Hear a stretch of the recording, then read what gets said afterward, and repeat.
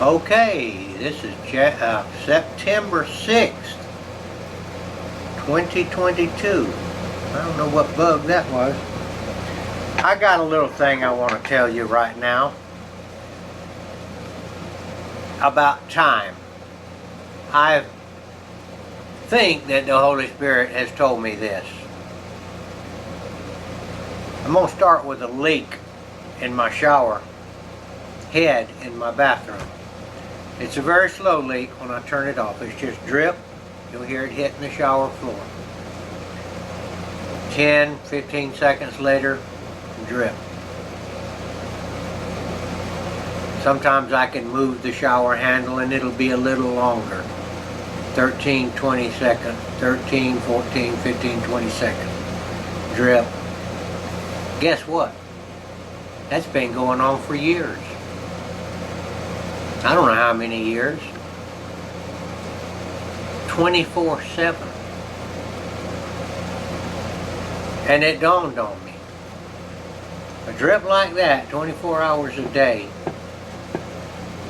Drip. 24 hours a day. God knows how many gallons that amounts to. Now, I've got a deep well. There's no lack of water around this part of the world. It's not like in California, but that's not the point. I can fix that leak. I can get a new shower mechanism. I can put a stop on there. I can put a stop on the pipe leading up. There's ways to fix it that I can do myself for very little money. Go out there and shut the main valve off and fix the thing, but I don't do it. All right. I'm going to say that in the years that that's been happening, let's see, 365 days a year, I'd say thousands and thousands of gallons a year times however many years it's been. Tens of thousands of gallons. Okay. But that's just the reason we don't fix it. Just one drip. But see what it amounts to? Now this is what the Holy Spirit told me. Now I'm one of these people that doesn't clean up after myself. I've got all kind of tools, I've got shops, I've got all this stuff. And I leave stuff laying around, and here's an example of it right here. This is my archery arrow fixing table right here. And look at this. Now, if we reverse that drip and reverse it in a good way, if we were to just take one drip in the opposite direction, which would be putting things up, that's a drip. That's a drip. And put them where they belong, which is in this box right here.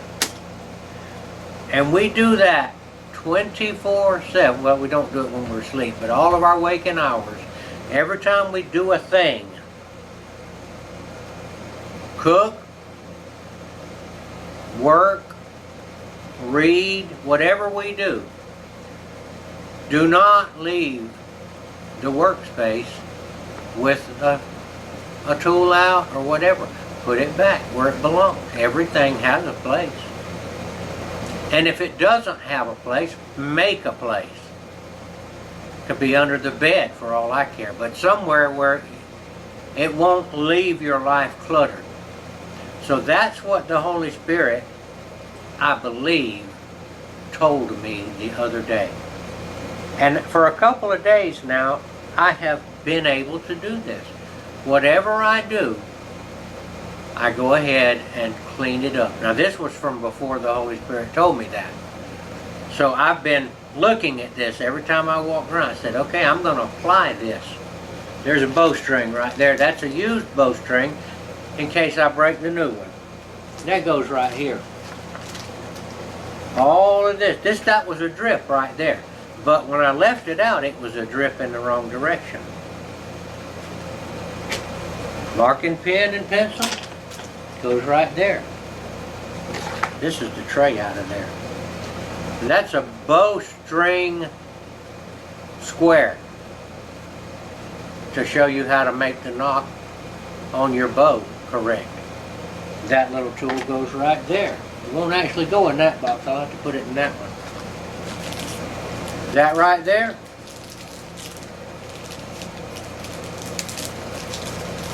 that's trash right there. That's trash. Trash. We have a trash can in this house. This here, that's 125 grain field points. I know exactly where that goes. That goes right there. Okay? That's my little coaster that I set my tea on. Well, that actually goes here. That's the only thing that goes on that table. Bowstring wax, right here. This bowstring goes here.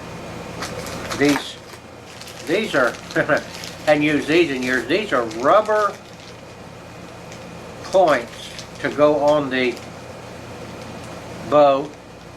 I forgot what they call them. That's got to be 30 years old. You put it on there, and this is what you shoot rabbits and stuff with. It kind of knocks them out. That goes in there. I doubt if I'll ever use those again. More trash. Rubber bands. That's a hair. What do you call those, Debbie? Scrunchy? Yeah. That's a hair thing. It's what you tie your ponytail up with. And I didn't start using those until this year, because I never had a ponytail. But that COVID thing came around, and they were saying, don't go to the barber shop, don't do this and that. So we just both let our hair grow. And then I said, well, I don't know. I don't see any reason to cut it now. So we'll see how that goes.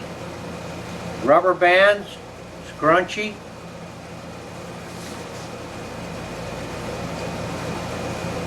This is my notes about my little talks I'm going to make about the Bible. Luke 11:5 through 13, Matthew 25. The wise and foolish virgins and the oil. Knock, seek, and ask. The pearl. I'll leave that right there because this is where I sit a lot of times. Toothbrush, they go right there. Use that to clean things up around my archery thing. Piece of wood. That's where I lay my hot melt glue so it won't get on the table. I'll leave that there. This is a piece of brochure that came with that spider bow that I bought from a lady for $50. Got a video on that. I like that bow. Look at that video. Get you a nice little bow for about $159. You won't be ashamed of it. If you want to get into archery, get one for a child. Now, where's this going to go? I don't know what to do with this right now, but I'll think about it. I'm going to leave that there. Scrunchies. I'm going to put them on my finger right now. So we're about to get there. A drip at the time. We were about to clean this table up. This one here puzzles me. I'm thinking about throwing it away. Put it back in the case. Yeah, that's a good idea. The bow actually comes with a case. And it's sitting over there somewhere. Right there. Right here. How about that? This is the case that came with that spider bow. So, I'm going to put, I don't know which way it opens. I'm going to put it in the case. That's another plus of this little spider takedown bow. It's made in China, but it's well made in China. And the price is right. I got nothing against buying stuff from China. Honestly. That's the same type of glove that I bought from those people. Is this it? You didn't put it in there. Mm-hmm. Got a bow glove there.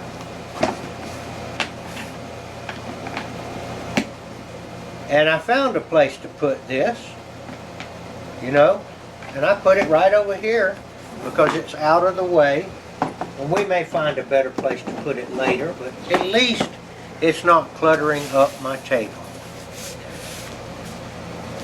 A lot of this is because we mistakenly think that God didn't make enough time He made enough time. He made exactly the right amount of time if we'll use it properly.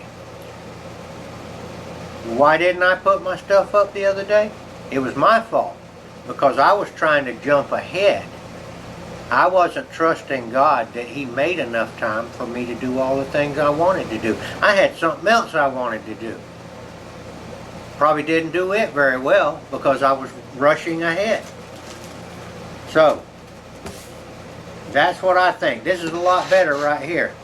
If I did this much every day, I'd have this house ship shape and my yard and my farm and everything. So that's my new leaf that I've turned over. And I hope I stay with it. I'll be praying for it. I'll be asking God to give me the Holy Spirit. And the Holy Spirit then will guide me and teach me. And it will make me happier, for one thing, because things will be in order. And I won't be rushed and hurried and harried. Okay, this is Gardener Israel. And I hope that's helpful. I'll talk to you again, I hope.